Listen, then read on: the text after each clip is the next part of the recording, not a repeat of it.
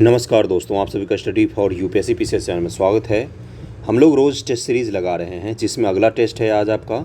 और कौन सा टेस्ट है आज आपका हिस्ट्री से संबंधित सवाल होंगे जिसे आपको करना है। बहुत ही अच्छे एमसीक्यू होंगे। एक एक सवाल को कीजिए, पॉज करके वीडियो को अटेम्प्ट कीजिए एक एक सवाल को, और अपने नेगेटिव मार्क को भी काउंट कीजिएगा कितना सारा नेगेटिव लग रहा है, और इसको बार बार रिवाइज़ कीजिएगा। 3 बार कम से कम अगर आप टेस्ट सीरीज़ को रिवाइज़ करते हैं तो यकीन मानिए आपका स्कोर जो है वो ऑटोमेटिक बढ़ने लग जाएगा आपके पीटी एग्जामिनेशन में। तो रिवीजन बहुत ज़रूरी होता है। सवालों को करने से ज़्यादा रिवाइज़ कितनी बार आप कर रहे हैं वो मायने रखता है। ओके, पहले सवाल से शुरू करते हैं हम लोग कि अभिलेखों में संस्कृत भाषा का प्रयोग मिलता है, और संस्कृत भाषा का प्रयोग कब मिलता है? तो इसका आंसर क्या हो जाएगा? ईसा के दूसरी सदी के आसपास हमें मिलता है। अभिलेख में संस्कृत भाषा का ईसा के दूसरी सदी से मिलती है। शक शासक जो था रुद्रदामन का जूनागढ़ अभिलेख 150 ईस्वी का है, जो संस्कृत में लिखा गया पहला अभिलेख है। अगला सवाल है कि निम्न कथन पर विचार कीजिए। भारत के प्राचीनतम सिक्कों पर केवल चिन्ह उत्कीर्णित है, कोई लेख नहीं है। अगला है कि हिंद यवनों ने भारत में सिक्का निर्माण की डाई विधि का प्रचलन किया था। सर्वप्रथम हिंदू यूनानियों ने ही स्वर्ण मुद्राएं जारी की। तो दूसरे का आंसर क्या हो जाएगा? कौन से सही हैं ये पूछा गया है। तो सब सारे के सारे स्टेटमेंट सही हैं। देखिए, सबसे ज़्यादा जो सिक्के स्वर्ण के जारी किए गए हैं वो कुषाण शासकों के द्वारा जारी किए गए हैं। कुषाण शासकों के द्वारा जारी किए गए। लेकिन सबसे पहले किसने जारी किया था? तो हिंद यूनानियों ने ही जारी किया था सबसे पहले स्वर्ण के सिक्के। पूर्वपुरा पाषाण स्थल तथा उनके क्षेत्र का मिलान कीजिए। पहलगांव कहाँ पर है? बेलन घाटी, नेवासा, अटिरामपक्कम। अतिरामपक्कम भी कहा जाता है इसको। ये कौन कौन सी जगह, ये कहाँ कहाँ पर है, ये आपको बताना है। तो पहलगाम तो पता होगा कहाँ पर है, ये तो कश्मीर में है, यानी कि पहला ए का 1 हो जाएगा। ए का 1 एक में ही है, ए आंसर हो जाएगा। बेलन घाटी कहाँ पर है? तो ये इलाहाबाद जिले उत्तर प्रदेश के पास में ही है। और नेवासा ये अहमदनगर जिला महाराष्ट्र में स्थित है, नेवास। और अतिरामपक्कम ये है तमिलनाडु में। डी का 4 हो जाएगा। तो ए आंसर हो जाएगा इसका, ए आंसर हो जाएगा। ओके, पूरे भारतीय उपमहाद्वीप में पुरापाषाण काल के आदि मानव का कोई जीवाश्म नहीं मिलता है। पहला स्टेटमेंट ये है। भारत में प्रागैतिहासिक मानव का प्राचीनतम जीवाश्म नर्मदा घाटी क्षेत्र में हथनौरा महापाषाण काल से संबंध मिलता है। मनुष्य का उद्भव स्थान अफ्रीका माना जाता है। तो चौथे का आंसर क्या हो जाएगा? गलत पूछा गया आपसे कि कौन से गलत हैं, इसमें से ये बताना है आपको।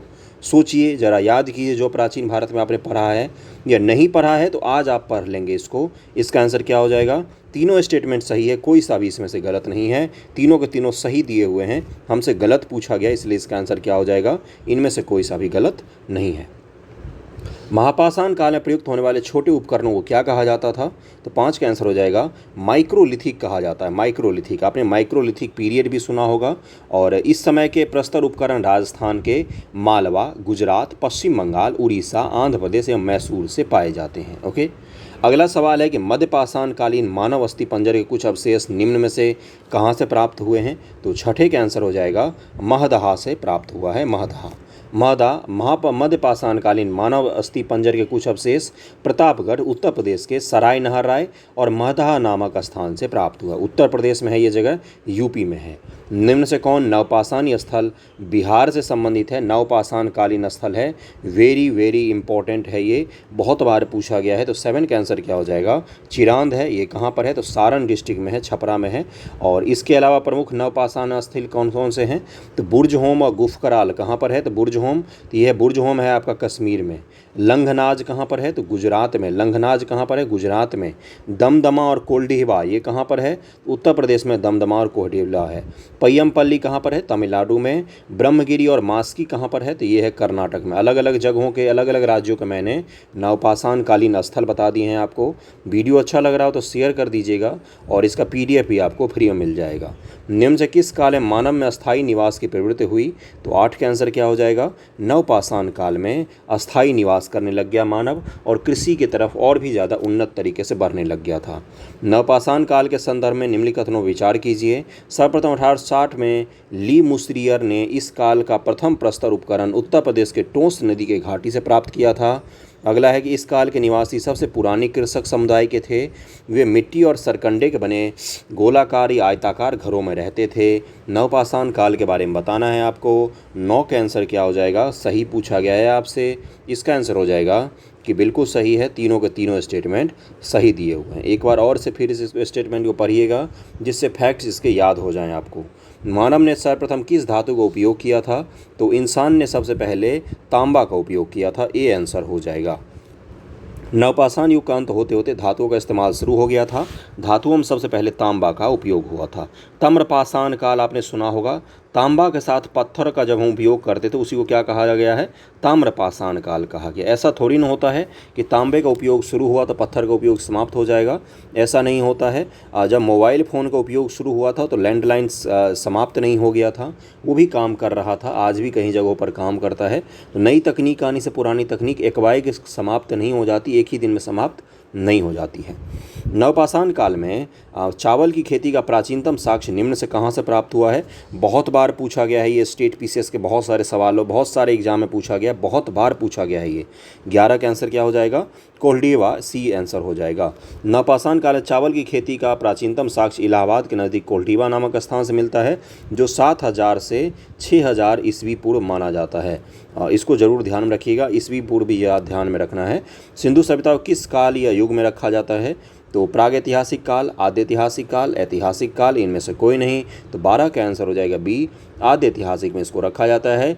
क्यों? क्योंकि इस काल के लिखित और पुरातात्विक दोनों साक्ष्य मिले हैं, लेकिन हड़प्पाई लिपि अब तक अपठनीय होने के कारण इस काल का इतिहास लेखन मात्र इसके पुरातात्विक साक्ष्यों के आधार पर किया जाता है, इसीलिए इसको आद्य ऐतिहासिक काल में रखा जाता है। आद्य ऐतिहासिक उनको कहा जाता है, प्रागैतिहासिक उनको कहा जाता है जिनका केवल पुरातात्विक प्रमाण मिलता है, लिखा पढ़ा कुछ भी नहीं मिलता है। जैसे पाषाण काल के लोग लिखना पढ़ना तो नहीं जानते थे, लेकिन सिंधु घाटी सभ्यता के लोग लिखना पढ़ना जानते थे, लेकिन उनका लिखा हुआ हम पढ़ नहीं पाए हैं आज तक। तो इसको किस काल में रखा जाता है? आद्य ऐतिहासिक काल में रखा जाता है। ओके, ऐतिहासिक काल वो होते हैं जिसका लिखा हुआ और साक्ष्य दोनों मिलता है हमें, और इनका लिखा हुआ हम पढ़ भी लेते हैं। जैसे आप अशोक के काल को मान सकते हैं, मौर्यों के पीरियड को मान सकते हैं। पिगट ने सिंधु घाटी सभ्यता के किन 2 स्थानों को जुड़वा राजधानी की संज्ञा दी थी? पिगट ने, बहुत आसान सवाल है ये, 13 का आंसर हो जाएगा। हड़प्पा और मोहनजोदड़ो को 2 जुड़वा राजधानी की संज्ञा दी गई है। सिंधु घाटी सभ्यता के बारे में बताना है आपको। सिंधु घाटी सभ्यता को कांस्य युगीन सभ्यता भी कहा जाता है, कांसा का सभ्यता भी कहा जाता है इसको। क्या सही होगा ये? और आपसे गलत स्टेटमेंट पूछा गया है, गलत पूछा गया कौन सा, ये बताना है। सिंधु घाटी सभ्यता के लोगों को कांस्य निर्माण की तकनीक की जानकारी थी, कांसे के निर्माण की तकनीक की जानकारी थी इनको, ये पूछा गया है आपसे। आपको ये बताना है ये कांसा किससे किससे मिलकर बनता है, कांसा किससे किससे मिलकर बनता है। ओके, हड़प्पा वासियों ने अपने औजार उपकरण के निर्माण के लिए सर्वाधिक तांबे का प्रयोग किया था, न कि कांसे का। तो 14 का आंसर क्या हो जाएगा? गलत पूछा गया है आपसे, बताइए इसमें से कौन सा गलत हो जाएगा? 14 का आंसर हो जाएगा डी। तीनों के तीनों स्टेटमेंट सही दिए हुए हैं, एक भी इसमें से गलत नहीं है। सिंधु सभ्यता का पूर्व से पश्चिम तक विस्तार कितना किलोमीटर का था? देखिए, सिंधु सभ्यता का चारों मैं बॉर्डर बता देता हूँ आपको, जिसमें संशोधन भी होता रहता है। जैसे सबसे उत्तर में मांडा है, सबसे दक्षिण में दैमाबाद है जो महाराष्ट्र में है, उसके बाद से सबसे पूरब में आपका है आलमगीरपुर है, सबसे पूरब में। सबसे पश्चिम में है आपका सुतकांगेडोर है आपका सबसे पश्चिम में स्थित। तो ये आप सीमा जरूर ध्यान में रखेंगे। लेकिन सिंधु सभ्यता का पूर्व से पश्चिम तक विस्तार कितना किलोमीटर में है ये पूछा गया है, और ये एनसीईआरटी का फैक्ट है, क्योंकि एनसीईआरटी में दिया गया है। और सिंधु घाटी सभ्यता का त्रिकोण आकार का था निवास, ये भी आपको पता होगा। तो 15 का आंसर क्या हो जाएगा? 1600 किलोमीटर का करीब में फैलाव है पूर्व से पश्चिम। इसका पूरा क्षेत्र लगभग 12,99,600 किलोमीटर में विस्तृत है, और उत्तर से दक्षिण करीब में 1400 किलोमीटर में फैलाव है, और पूरब से पश्चिम करीब में 1600 किलोमीटर में फैलाव है। इसको जरूर ध्यान में रखेंगे कि पूरब से पश्चिम में अधिक फैलाव है उत्तर और दक्षिण की तुलना में। इम्तिहान पब्लिकेशन का टेस्ट सीरीज है ये। स्वतंत्रता प्राप्ति के बाद हड़प्पा संस्कृति के सर्वाधिक स्थल भारत के किस राज्य में खोजे गए हैं? तो 16 का आंसर हो जाएगा बी, गुजरात में सबसे ज़्यादा स्थल खोजे गए हैं। निम्न कथनों पर विचार कीजिए। सिंधु घाटी सभ्यता का सबसे बड़ा स्थल मोहनजोदड़ो है। भारत में सिंधु घाटी सभ्यता का सबसे बड़ा स्थल राखीगढ़ी है। तो 17 का आंसर हो जाएगा सी, दोनों स्टेटमेंट सही दिए हुए हैं। अब मैं पढ़ देता हूँ एक्सप्लेनेशन। जो मोहनजोदड़ो है इसकी खोज किसने की थी? तो राखलदास बनर्जी ने 1922 में इस स्थान को खोला था, और यह स्थान पाकिस्तान के सिंध प्रांत के लड़काना जिले में सिंधु नदी के दाहिने तट पर स्थित है। यह नगर 5 किलोमीटर के क्षेत्र में फैला हुआ है। मोहनजोदड़ो का अर्थ मृतकों का टीला भी होता है। और ये जो है राखी घड़ी, इसके बारे में बता देता हूँ। भारत में सिंधु घाटी सभ्यता का सबसे बड़ा स्थल है। इसकी खोज 1963 ईस्वी में सूरजभान ने किया था। यह स्थल हरियाणा के घग्गर नदी के पास है और यहाँ से प्राक हड़प्पा और परिपक्व हड़प्पा के साक्ष्य मिलते हैं। प्राक हड़प्पा का क्या मतलब होता है? जब हड़प्पा का निवास शुरू ही हो रहा था उस समय के भी हमें साक्ष्य मिलते हैं। 18 नंबर है कि सिंधु घाटी सभ्यता का स्थलों का सही मिलान कीजिए। सर्वाधिक पश्चिमी पुरास्थल सुतकांगेडोर, क्या ये सही होगा? सर्वाधिक पूर्वी पुरास्थल आलमगीरपुर, क्या ये सही होगा? सर्वाधिक उत्तरी पुरास्थल मांदा, क्या ये सही होगा? सर्वाधिक दक्षिणी पुरास्थल दैमाबाद, क्या ये सही होगा? अभी अभी मैंने जिक्र किया था कि इसका चारों आपको चौहद्दी बताया था कि कहाँ से कहाँ तक फैला हुआ है। 18 का आंसर क्या हो जाएगा? तीनों के तीनों सही दिए हुए हैं। सुतकांगेडोर, आलमगीरपुर यूपी में है, मेरठ के पास स्थित है। मेरठ के पास स्थित है ये। निम्न से कौन सा स्थल सिंधु घाटी सभ्यता का बंदरगाह था? बहुत ही आसान सवाल। 19 का ए हो जाएगा। लोथल जो है, लोथल, और कौन सा हो जाएगा? और सुतकांगेडोर, दोनों ही हो जाएगा। तो इसका आंसर क्या होना चाहिए? डी होना चाहिए। लोथल और सुरकोटदा इसको कहा जाता है। और ये दोनों जो थे ये क्या हैं? ये बंदरगाह थे। लोथल गुजरात के अहमदाबाद जिले में भोगवा नदी के किनारे स्थित है। लोथल नदी बंदरगाह था, ना कि समुद्र बंदरगाह, ये भी आप ध्यान में रखेंगे। इसकी खोज रंगनाथ राव के नेतृत्व में हुई थी। यहाँ मनके वाले तांबे तथा सोने का काम करने वाले शिल्पियों की उद्योगशालाएँ भी प्रकाश में आई थी। और आपको मैं ये बता दूँ कि सुरकोटदा जो है यहाँ से घोड़े की अस्थियाँ प्राप्त हुई। एक अनोखी कब्रगाह कलश सुरकोटदा के दुर्ग एवं नगर क्षेत्र दोनों से ही रक्षा प्राचीर घिरे हुए हैं। अन्य नगरों के विपरीत यह नगर 2 भाग गढ़ी और आवास क्षेत्र में विभाजित था। सुरकोटदा के बारे में बताया गया है। वैसे अगर आपको मुख्य रूप से पूछा जाए बंदरगाह जो चर्चा में होता है तो लोथल को ही माना जाता है। इन्होंने सुरकोटदा भी आंसर में दिया हुआ है। अगला सवाल है कि सिंधु सभ्यता के किस स्थल से नरकृति की एक कांस्य की मूर्ति प्राप्त हुई है? नर्तकी आपने देखा होगा, एक छोटा सा, मैं दिल्ली म्यूजियम में गया था, वहाँ पर देखा था मैंने। तो 20 का आंसर क्या हो जाएगा? ये मोहनजोदड़ो से प्राप्त हुई है। ओके। सिंधु घाटी सभ्यता के संदर्भ में निम्न कथन में विचार कीजिए। सिंधु सभ्यता की लिपि भाव चित्रात्मक है, भाव चित्रात्मक लिपि है। सिंधु सभ्यता ग्रामीण सभ्यता थी। सिंधु घाटी कई लोगों में मंदिर के अवशेष प्राप्त हुए हैं, कई नगरों में मंदिर के अवशेष प्राप्त हुए हैं। आपको लगता है कि सिंधु घाटी में कहीं पर मंदिर स्थित था? और कथन सही है ये पूछा गया आपसे कौन से? तो इसका आंसर हो जाएगा केवल और केवल पहला सही है, दूसरा और तीसरा दोनों गलत दिए हुए हैं। सिंधु घाटी सभ्यता ग्रामीण सभ्यता बिल्कुल नहीं थी, ये एक नगरीकृत सभ्यता थी, शहरी सभ्यता थी। अब मंदिर के अवशेष हमें कहीं से भी नहीं प्राप्त होते हैं। इसका केवल और केवल 1 सही हो जाएगा, बाकी दोनों गलत दिए हुए हैं। निम्न से कौन सा सिंधु घाटी सभ्यता का स्थल भारत में स्थित है? तो 22 का आंसर क्या हो जाएगा? कालीबंगा है भारत में, बाकी आपका कालीबंगा राजस्थान में है। बाकी सभी ये तीनों सुतकांगेडोर, चन्हूदरो, कोटदीजी ये सभी पाकिस्तान में स्थित है। कालीबंगा भारत के राजस्थान में स्थित है।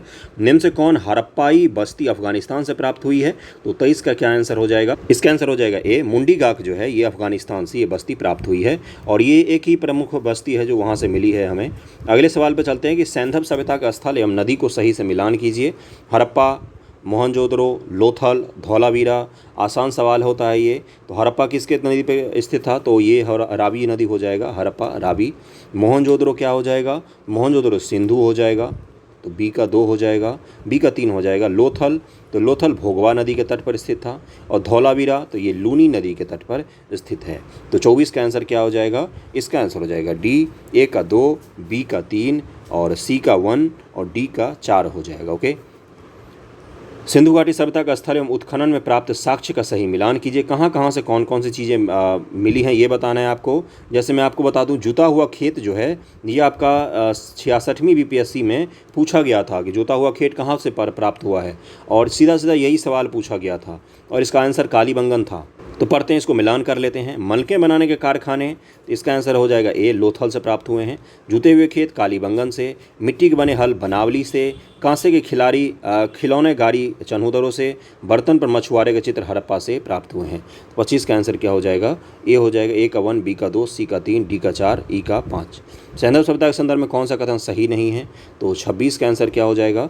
पढ़िए पहले। सैंधव घाटी मिठास के लिए शहद का प्रयोग करते थे। चावल का प्रथम साक्ष्य लोथल से प्राप्त हुए हैं। सैंधव सभ्यता की मुख्य फसल गेहूं एवं जौ थी। सैंधव सभ्यता का समाज प्रतिशतात्मक था, यहाँ पर ये गलत दिया हुआ है। अभी तक जो ऐतिहासिक जो प्रमाण मिले हैं और जो इतिहासकारों के अपने अपने दावे हैं, उसके आधार पर यह माना जाता है कि मातृसत्तात्मक समाज था, वरना जानते तो 100% वो भी नहीं है। किसी को भी नहीं पता है कैसा समाज था, क्योंकि हम पढ़ ही नहीं पाए उनके लिटरेचर को। ओके, जो भी हमें उनका लिखित मिला है उसको कुछ भी नहीं पढ़ पाए हैं, लेकिन ऐतिहासिक साक्ष्य के तौर पर यह कहा जाता है कि मातृसत्तात्मक समाज था। भारतीय प्रागैतिहासिक का पिता निम्न से किसे कहा जाता है? तो 27 का आंसर क्या हो जाएगा? इसका आंसर हो जाएगा रॉबर्ट ब्रूस को कहा जाता है। ओके, रॉबर्ट ब्रूस एक भूवर्ग वैज्ञानिक और पुरातत्वविद थे। इन्होंने भारतीय प्राग इतिहास का पिता कहा जाता है। वैसे इतिहास का पिता हेरोडोटस को कहा जाता है। रॉबर्ट ब्रूस पहले व्यक्ति थे जिन्होंने 1863 में भारत में पुरापाषाणकालीन औजारों की खोज की थी, इसीलिए इनको कहा जाता है।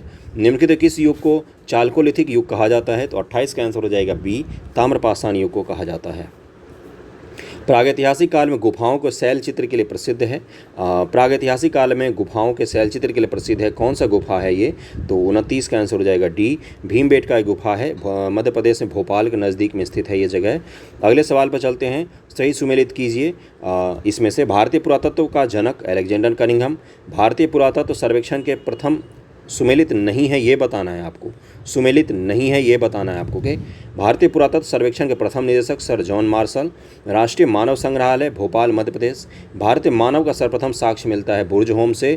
कौन सा सही नहीं है इसमें? इसका आंसर हो जाएगा डी, भारत में मानव का सर्वप्रथम साक्ष्य मिलता है, इसमें लिखा हुआ है कि नर्मदा घाटी से मिलता है, बुर्ज होम से नहीं मिलता है, नर्मदा घाटी से साक्ष्य मिलता है। अभी कुछ देर पहले ही मैंने आपको बताया था। बाकी तीनों के तीनों सही दिए हुए हैं। सैंधव सभ्यता के एकमात्र पूरा स्थल जहाँ से वक्राकार ईंटें मिली हैं, कौन सा स्थल है वो? तो वो है आपका चन्हूदरो।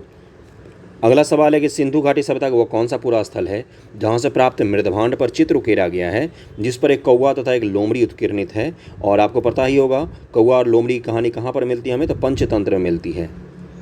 ओके, और इसका हमें चित्र कहाँ पर मिला है? तो सिंधु घाटी सभ्यता में मिला है। 32 का आंसर हो जाएगा ए, लोथल से हमें ये चित्र प्राप्त हुआ है मृदभांड पर। सैंधव सभ्यता का वह नगर जो अन्य नगरों के विपरीत, यह नगर 2 भागों गढ़ी तथा आवास क्षेत्र विभाजित था। कुछ देर पहले ही मैंने बताया आपको। 33 का आंसर हो जाएगा सी, सुरकोटदा ये शहर था।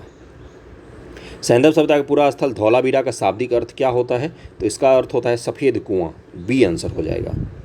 सैंधव सभ्यता के बारे में सत्य कथन कौन से हैं आपको बताना है।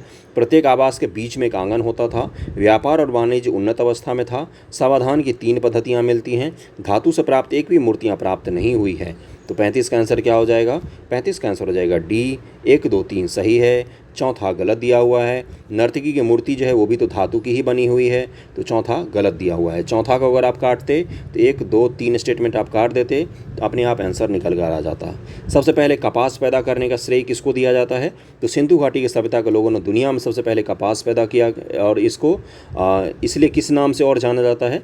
तो मेलुआ, मेलुआ के नाम से भी जाना जाता है। ये आप ध्यान में रखेंगे सिंधु घाटी सभ्यता के लोगों को। ओके, अगला सवाल है निम्न से सही सुमेलित नहीं है ये बताना है आपको। लोथल गुजरात, कालीबंगन राजस्थान, रोपर हरियाणा, आलमगीरपुर उत्तर प्रदेश। तो 37 का आंसर क्या हो जाएगा? रोपर हरियाणा गलत दिया हुआ है। रोपर कहाँ पर है? तो ये पंजाब में है।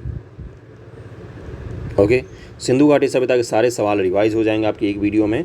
सिंधु घाटी सभ्यता का पूरा स्थल धौलावीरा के संबंध में सही कथन नहीं है, तो 38 का आंसर क्या हो जाएगा? ये राजस्थान में अवस्थित है, ये यहाँ पर गलत दिया हुआ है। ये कहाँ पर है? तो ये गुजरात में अवस्थित है। बाकी यहाँ से शैलकृत स्थापत्य के प्रमाण मिले हैं, ये सही है। यहाँ से उन्नत जल प्रबंधन व्यवस्था का साक्ष्य मिला है। यह नगर 3 भागों में विभाजित था, ये भी यहाँ पर सही दिया हुआ है। सिंधु घाटी सभ्यता का स्थल तथा वहाँ से प्राप्त साक्ष्य का सही मिलान कीजिए, और आपको मिलान करना है। वृषभ मुद्रा, मृणपट्टिका पर उत्कीर्णित सिंह युक्त देवता, समाधान R37, कुत्ते को मालिक के साथ दफनाया गया है, और इसको मैच कीजिए। तो 39 का आंसर क्या हो जाएगा? वृषभ मुद्रा ये मिला है हमें मोहनजोदड़ो से, तो पहला ए का 1 हो जाएगा। और मृणपट्टिका पर उत्कीर्णित सिंह युक्त देवता ये हमें मिले हैं कालीबंगन से, तो बी का 2 हो जाएगा। समाधान R37 हमें मिला है हड़प्पा से, सी का 3 हो जाएगा। कुत्ते को मालिक के साथ दफन किया गया है रोपर में, डी का 4 हो जाएगा, और इसका आंसर ए हो जाएगा। सिंधु घाटी सभ्यता के बारे में आप सही कथन बताना है आपको, कौन कौन से सही हैं इसमें से। पहला पढ़िए क्या है? पशु शेर के अवशेष अभी तक सैंधव सभ्यता से प्राप्त नहीं हुए हैं। पशु घोड़ा, गाय, सिंह एवं ऊँट का अंकन इस संस्कृति के मोहरों पर नहीं मिलता है। भारत में चांदी की उपलब्धता कि प्राचीनतम साक्ष्य इसी संस्कृति से मिलते हैं। इस संस्कृति की जानकारी का प्रमुख स्रोत पुरातात्विक खुदाई है। और सही कथन आपसे पूछा गया है, तो 40 का आंसर क्या हो जाएगा? सभी कथन सही दिए हुए हैं, डी आंसर हो जाएगा। वह सैंधवकालीन पुरास्थल जहाँ से द्विशव संस्कार के साक्ष्य मिले हैं, तो 41 का आंसर क्या हो जाएगा? लोथल और कालीबंगा है, यहाँ से द्विशव संस्कार के साक्ष्य मिले हैं। अगले सवाल पर चलते हैं 42 नंबर पर। 42 नंबर क्या है कि हड़प्पा संस्कृति की लिपि भाव चित्रात्मक है तथा प्रत्येक अक्षर किसी ध्वनि भाव या वस्तु का सूचक है। यह लिपि दाईं से बाईं तथा पुनः बाईं से दाईं लिखी जाती है। इसको ब्रुस्टोफेडन लिपि भी कहा जाता है। पहला लाइन हमने यहाँ से यहाँ लिखा, दूसरा लाइन हम कहाँ से कहाँ लिखेंगे? यहाँ से यहाँ लिखेंगे। तीसरा लाइन हम यहाँ से यहाँ लिखेंगे, चौथा लाइन हम यहाँ से यहाँ लिखेंगे, है ना। इसको क्या कहा जाता है? ब्रुस्टोफेडन लिपि कहा जाता है। तो इस लिपि को क्या कहा जाता है? ब्रुस्टोफेडन कहा जाता है। ए आंसर हो जाएगा। ओके। सैंधव सभ्यता के स्थल तथा उसके उत्खननकर्ता का सही युग्म लगाना है आपको। कौन सा सही युग्म है? धौलावीरा जेपी जोशी, लोथल एसआर राव, हड़प्पा राखलदास बनर्जी, रोपर यज्ञदत्त शर्मा। 43 का आंसर क्या हो जाएगा? सी है इसमें, हड़प्पा राखलदास बनर्जी। बाकी धौलावीरा के किसने की थी?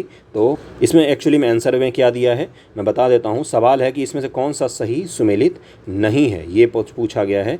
धौलावीरा जेपी जोशी सही है, लोथल एसआर राव सही है, हड़प्पा के राखलदास बनर्जी गलत है, हड़प्पा होगा दयाराम साहनी, माधव स्वरूप वस्त और व्हीलर हो जाएगा, और रोपर का यज्ञदत्त शर्मा सही है। बाकी तो आपको पता ही चल गया कि इसमें पूछा था कि सही नहीं है, ये पूछा गया था आपसे, तो हड़प्पा वाला इसमें गलत दिया हुआ, राखलदास बनर्जी गलत होगा, वहाँ पर होगा दयाराम साहनी और माधव स्वरूप वस्त। बाकी तीनों के तीनों सही दिए हुए हैं। यहाँ पर सवाल लिखने में इन्होंने गलती की है। सिंधु घाटी सभ्यता का महान स्नानागार किस पुरास्थल से प्राप्त हुआ है? तो ये पता ही होगा, ये मोहनजोदड़ो से प्राप्त हुआ है, और मोहनजोदड़ो की खोज की थी राखलदास बनर्जी जी ने। ओके। अगला सवाल क्या है कि सैंधव सभ्यता के पतन के संदर्भ में सही आपको मैच करना है। किस इतिहासकार ने क्या बोला है उसके पतन के लिए, ये आपको मैच करना है। सही से मैच कीजिएगा। एसआर सैनी ने बोला था कि भूगर्भिक परिवर्तन हुआ था, पहला ए का 1 हो जाएगा। जॉन मार्शल ने बोला था प्रशासनिक शिथिलता के कारण उसका विनाश हो गया। ऑरेन स्टाइल ने बोला था जलवायु परिवर्तन, सी का 4 हो जाएगा। और आपका अर्जेक मैक एम जॉन मार्शल ने बोला था कि बाढ़ के कारण विनाश हो गया, तो डी का 3 हो जाएगा। ओके। तो इसका आंसर क्या हो जाएगा? इसका आंसर हो जाएगा डी। ओके। सिंधु घाटी सभ्यता में टीन कहाँ से आयात किया जाता था? बहुत बार पूछा है, बीपीएससी ने ही पूछा है। 46 का आंसर क्या हो जाएगा? जवाब दीजिए इसका, आसान सवाल है। अफगानिस्तान से टीन का आयात किया जाता था। हड़प्पा के सामान्य आवास क्षेत्र के दक्षिण स्थित कब्रिस्तान नाम दिया गया है, तो 47 का आंसर हो जाएगा ए। समाधि R37 नाम दिया गया है, कुछ देर पहले ही आया था कि समाधि R37 कहाँ से प्राप्त हुआ है, तो ये हड़प्पा से प्राप्त हुआ है, जरूर ध्यान में रखिएगा इसको। सिंधु सभ्यता के निर्माण के रूप में द्रविड़ों कौन निम्न में से कौन मानता है कि द्रविड़ लोगों ने सिंधु घाटी सभ्यता का निर्माण किया था? तो 48 का आंसर हो जाएगा ए। राखलदास बनर्जी जी का ये विचार है, ए हो जाएगा इसका। अगला सवाल है कि सैंधव सभ्यता के किस पुरास्थल से हाथ से बने हुए सूती कपड़ों का एक टुकड़ा मिला है? तो 49 का आंसर क्या हो जाएगा? मोहनजोदड़ो से मिला है। निम्न से कौन सा कथन गलत है? सैंधव सभ्यता के लोगों के लिए कुबर वाला सांड सबसे प्रिय वस्तु था। मेसोपोटामिया के अभिलेखों से वर्णित मेसुहा या मेलुहा होगा शब्द का अभिप्राय सैंधव सभ्यता के लोगों से है। सिंधु सभ्यता के लोगों ने नगरों तथा घरों के विन्यास के लिए ग्रिड पद्धति अपनाई थी। पर्दा प्रथा और वेश्यावृत्ति हड़प्पाई सभ्यता में प्रचलित नहीं थी। 50 का आंसर क्या हो जाएगा? 50 का आंसर हो जाएगा डी गलत दिया हुआ है, डी गलत है यहाँ पर। ओके। निम्न से कौन सा कथन सही है? सैंधव सभ्यता से केवल पशु पक्षियों की मृण मूर्तियाँ प्राप्त हुई हैं। सैंधव सभ्यता के मृण मूर्तियों में नर की अपेक्षा सर्वाधिक नारी की मृण मूर्तियाँ मिली हैं। 51 का आंसर क्या हो जाएगा? बी, केवल और केवल 2 सही है यहाँ पर।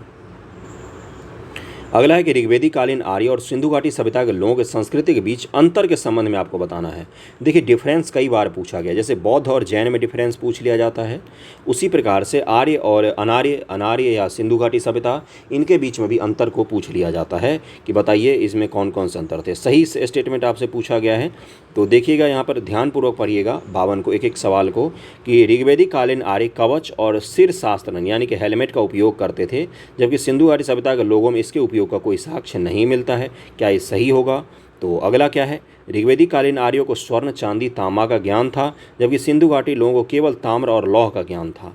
सिंधु घाटी सभ्यता के लोगों को लोहा का ज्ञान नहीं था। दूसरा स्टेटमेंट काट दीजिए, दूसरा स्टेटमेंट काट दीजिए। अब देखिए, पहला तो सही है ही, तीसरा और चौथा के बारे में पढ़ लेते हैं। अगर वो सही होगा तो आंसर सी हो जाएगा। तीसरा स्टेटमेंट क्या है कि ऋग्वेदिक कालीन आर्यों ने घोड़े को पालतू बना लिया था, जबकि इस बात का कोई साक्ष्य नहीं है कि सिंधु घाटी के लोग इस पशु को जानते थे। तो इसका आंसर क्या हो जाएगा 52 का, बिल्कुल सही है, 1, 3 और 4 इसका आंसर हो जाएगा। चौथा स्टेटमेंट हमें पढ़ना भी नहीं पड़ेगा, अगर एलिमिनेशन से आप करेंगे इसी प्रकार से आप आंसर निकाल सकते हैं। ऋग्वेदिक काल में बजपति होता था, बाजपति पूछा गया है, बाजपति होता था, तो 53 का आंसर क्या हो जाएगा, ग्राम के मुखिया को कहा जाता था बाजपति, वाजपति। जरूर ध्यान में रखिएगा, इस तरह की टर्मिनोलॉजी पूछा जाता है। गांव के मुखिया को ग्रामनी कहा जाता था। यहाँ पर मैं एक करेक्शन कर देता हूँ, मैंने खुद ही करेक्ट किया इसको, इसका आंसर गलत दिया हुआ है। बाजपति क्या हो जाएगा, गोचर भूमि का अधिकारी होता था बाजपति। गोचर भूमि वो भूमि जहाँ पर गाय चरने के लिए जाती थी, ओके। और जो ग्राम के मुखिया को ग्रामिक कहा जाता था या ग्रामनी, ग्रामनी कहा जाता था। मैंने इसको फिर से रीचेक किया, क्योंकि गांव के मुखिया को तो ग्रामनी ही कहा जाता है, गांव का मुखिया ग्रामनी कहलाता था। और बाजपति जो होता था ऋग्वेदिक काल में, वो गोचर भूमि का अधिकारी होता था। तो 53 का आंसर क्या हो जाएगा, 53 का आंसर होना चाहिए ए। और गांव के मुखिया को क्या कहा जाता था, तो ग्रामनी कहा जाता था। इन्होंने गलती से आंसर सी दिया है, तो इसको जरूर ध्यान में रखिएगा। किस अभिलेख से ज्ञात होता है कि आर्यों की एक शाखा ईरान से भारत आई थी, तो 54 का आंसर क्या हो जाएगा, सी कस्सी अभिलेख नाम है इसका, कस्सी अभिलेख नाम है इसका। और यह अभिलेख यह ज्ञात होता है कि ईरानी आर्यों की एक शाखा भारत में आई थी। बोगज कोई अभिलेख है, मितनवी अभिलेख, इस लेख में हित्ती राजा सिबुलियन युम और मित्राती राजा मतऊ अजा के मध्य हुई संधि के साक्षी के रूप में वैदिक देवता इंद्र, मित्र, वरुण और नासत्य का उल्लेख है। और ये एशिया माइनर में स्थित है आपका बोगज कोई अभिलेख। बोगज कोई वर्तमान के तुर्की के आसपास में आपको बोगज कोई का अभिलेख मिल जाएगा, इराक और तुर्की के आसपास। और ईरान से आए थे, ये कहाँ से पता चलता है, तो ये कस्सी अभिलेख से पता चलता है। NCERT फैक्ट है ये, जरूर ध्यान रखिएगा। मैक्स मूलर ने आर्यों का मूल स्थान कहाँ पर बताया था, तो 55 का आंसर क्या हो जाएगा, मध्य एशिया को बताया था आर्यों का मूल स्थान। मैक्स मूलर ने मध्य एशिया को आर्यों का मूल स्थान बताया। मैक्स मूलर ने इसका उल्लेख lectures on the science of languages में किया हुआ है, ओके। ऋग्वेद में आर्यों के जिन 5 कबीलों का उल्लेख मिलता है उनमें शामिल नहीं है कौन इनमें से, तो 56 का आंसर क्या हो जाएगा, 56 का आंसर हो जाएगा डी। अकीन नाम का कोई कबीला का हमें उल्लेख नहीं मिलता है। बाकी कौन कौन सा का मिलता है, पुरु, यदु, तुर्वस, अनु और द्रुहु, ये 5 मिलते हैं। पंचजन जिनको कहा जाता है, क्या कौन कौन सा बोला मैंने, पुरु, यदु, तुर्वस, अनु और द्रुहु, ये 5 कबीलों का हमें जिक्र मिलता है, ओके। आर्यों के बारे में बताना है आपके कि भारत में आर्यों का आगमन 1500 ईसा पूर्व से कुछ पहले हुआ। आर्यों ने भारत में सर्वप्रथम सैंधा प्रदेश में बसना प्रारंभ किया। आर्य शब्द श्रेष्ठ वंश को इंगित करता है। 57 का आंसर क्या हो जाएगा, गलत बताना है आपको। तो तीनों के तीनों स्टेटमेंट सही हैं, एक भी स्टेटमेंट गलत नहीं है। निम्न से किस ग्रंथ में सबसे पहले वर्ण शब्द का हमें वर्णन मिलता है, तो 58 का आंसर हो जाएगा कि ऋग्वेद में हमें मिलता है वर्ण शब्द का वर्णन। 10वें मंडल में मिलता है। पुरुष सूक्त में बताया गया है कि 4 वर्ण थे, ब्राह्मण, क्षत्रिय, वैश्य और शूद्र। ऋग्वेद संदर्भ में असत्य कथन को बताना है आपको, और इसमें से चूज कीजिए कौन सा सत्य है। मैं डायरेक्ट आंसर पर जाता हूँ। देखिए यहाँ पर क्या लिखा हुआ है, इस वेद से यज्ञ संबंधी विधि विधानों का पता चलता है। ये यहाँ पर गलत दिया हुआ है। यज्ञ संबंधी विधि विधान किस में मिलता है आपको, ये यजुर्वेद में मिलता है आपको, ना कि ऋग्वेद में, इसलिए डी आंसर हो जाएगा। बाकी क्या है, ऋग्वेद में ऋचाओं की संख्या 10,552 है, 10 मंडल है, चारों वेदों में सर्वाधिक प्राचीन यही वेद माना जाता है ऋग्वेद। सही सुमेलित नहीं है, ये बताना है आपको कौन सा। ऋग्वेद से जुड़ा हुआ, वैदिक काल से जुड़ा हुआ सारे सवाल हैं, इसको सर्च कीजिए, देखिए, एक बार पढ़िएगा ठीक संग से इसको। सोम को समर्पित ऋग्वेद के 7वें मंडल, ये यहाँ पर गलत दिया हुआ है। सोम को समर्पित है ऋग्वेद का 9वां मंडल। 10 चैप्टर हैं, ऐसे समझिए 10 चैप्टर है ऋग्वेद में, जिससे 9वां चैप्टर सोम को समर्पित है, ओके। गायत्री मंत्र किस में है, तो 3रे मंडल में है। हस्तलिखित ऋचाएँ ऋग्वेद के 8वें मंडल में है। 4 वर्ण का उल्लेख ऋग्वेद के 10वें मंडल में है। ऋग्वेद में सर्वाधिक बार वर्णन किस नदी का आया है, तो 61 का आंसर क्या हो जाएगा, सिंधु नदी का सबसे ज़्यादा वर्णन आया है। सरस्वती सबसे पवित्र नदी है, और गंगा का वर्णन 1 बार आया है, और यमुना का वर्णन 3 बार हमें मिलता है, ओके। ऋग्वेद को किस ईरानी ग्रंथ के समान माना जाता है, तो ऋग्वेद के समान ही पवित्र ग्रंथ और उसी समकालीन ग्रंथ है ज़ेन-दवेस्ता। ज़ेन-दवेस्ता जो ईरान की सबसे पवित्र पुस्तकों में से एक है। मैं कवि हूँ, मेरे पिता वैद्य हैं, माता अन्न पीसने वाली है, कवि अंगिरस का यह कथन ऋग्वेद के किस मंडल से समर्पित हैं, तो 63 का आंसर क्या हो जाएगा, 63 का आंसर हो जाएगा यहाँ पर कि पहले अंश से समर्पित। इससे ये पता चलता है कि उस समय ये क्या था, जाति प्रथा जो थी वो वर्ण आधारित ना थी बल्कि कर्म आधारित थी। वैदिक नदी और उसका आधुनिक नाम को मिलान करना है आपको। वितस्ता का आधुनिक नाम पुरुषनी का, विपाशा का, शतुरुद्धि का आधुनिक नाम बताना है आपको। तो इसका आंसर देख लेते हैं। वितस्ता का नाम क्या था, तो ए का आंसर हो जाएगा 4 यानी कि रावी। और पुरुषनी का क्या नाम था, तो इसका आंसर क्या हो जाएगा, वितस्ता का आंसर झेलम होना चाहिए, वितस्ता झेलम होना चाहिए। पुरुषनी रावी हो जाएगा, पुरुषनी रावी हो जाएगा। उसके अलावा विपाशा क्या हो जाएगा, ब्यास हो जाएगा। सुतुद्री सतलज हो जाएगा। मैंने मिस्टेक कर दिया था, क्या आंसर हो जाएगा, वितस्ता झेलम, पुरुषनी रावी और विपाशा ब्यास, सुतुद्री सतलज नदी हो जाएगी। ओके, तो इस 64 का आंसर क्या हो जाएगा, सी हो आंसर हो जाएगा। ओके, अफगानिस्तान का वर्तमान वह नदी जो ऋग्वेद में उल्लेखित है, 65 का आंसर क्या हो जाएगा, कुर्रम और काबुल नदी है वो। राजशेखर ने किस नदी को आर्यावर्त और दक्षिणावर्त को विभाजित करने वाला रेखा माना है, तो राजशेखर ने माना है नर्मदा नदी को विभाजित करने वाला नदी। राजशेखर जी की किताब का नाम है बाल रामायण, काव्य मीमांसा, ये सब किताब लिखा है इन्होंने। ऋग्वेद मरुस्थल के लिए किस शब्द का उपयोग किया गया है, तो 67 का आंसर हो जाएगा धन्व। धन्व शब्द उपयोग किया गया मरुस्थल के लिए। ओके, 68 नंबर सवाल है कि आर्यों के लिए ब्रह्म ऋषि देश संबंध था, किस क्षेत्र को ब्रह्म ऋषि देश कहा जाता था। 68 का आंसर हो जाएगा ए, गंगा यमुना क्षेत्र को। आर्यों के विजय होने के कारणों में कौन सा शामिल नहीं है, घोड़े चलित रथ, कांसे के अच्छे उपकरण, कवच और गाय। तो इसका आंसर क्या हो जाएगा, कांसे के अच्छे उपकरण नहीं बल्कि लोहे के अच्छे उपकरण थे। वैसे इसका आंसर यहाँ पर दिया हुआ है, मेरे हिसाब से ये भी होना चाहिए, लोहे का अच्छा उपकरण था उनके पास। वैसे आंसर दिया है गाय। गाय उनमें विजयी होने के किस प्रकार से शामिल हो सकता है, गाय उनकी बहुत बड़ी संपत्ति होती थी लेकिन विजय होने के कारण में गाय शामिल नहीं थी। तो अगर इसमें से आंसर चूज करना होगा तो डी सही होगा, सबसे उपयुक्त आंसर डी होगा। वैसे वो लोहे का भी अच्छा खासा उपकरण यूज करते थे। गोत्र शब्द का प्रयोग सर्वप्रथम ऋग्वेद में हुआ है। गोत्र प्रथा की स्थापना उत्तर वैदिक कालीन में हुई है। सही कथन बताना है आपको। 70 का आंसर क्या हो जाएगा, दोनों कथन सही दिए हुए हैं। दशराज युद्ध का उल्लेख ऋग्वेद के किस मंडल में है, 71 का आंसर क्या हो जाएगा, ऋग्वेद के 7वें मंडल में इसका उल्लेख है। आर्यों की प्रशासनिक इकाई का आरोही क्रम है। आरोही क्रम एक ही होगा ना, अलग अलग लिख दिया इन्होंने। आरोही क्रम कौन सा, प्रशासनिक इकाई का, यानी कि आपको बड़े से छोटे से बड़े की तरफ जाना है। तो 72 का आंसर क्या हो जाएगा, सबसे छोटा होता था कुल, उसके बाद से ग्राम, फिर विश्व, फिर जन, फिर राष्ट्र। ओके, सही मिलान कीजिए।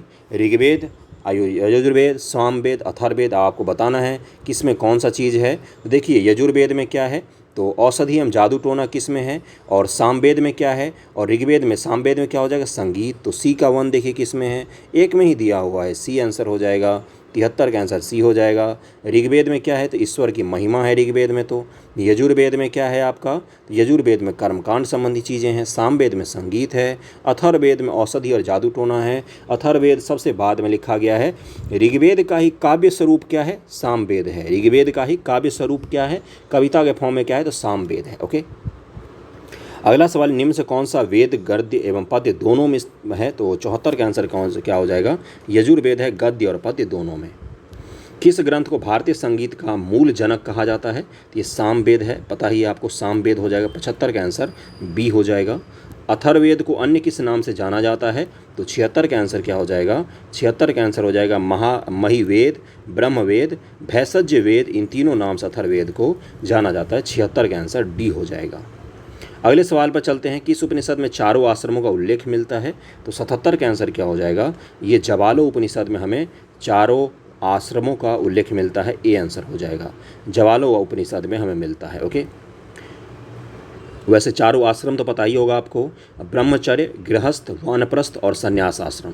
राष्ट्रीय भावना का सुदृढ़ प्रतिपादन सर्वप्रथम किस में देखने को मिलता है, 78 का आंसर क्या हो जाएगा, अथर्ववेद में हमें देखने को मिलता है।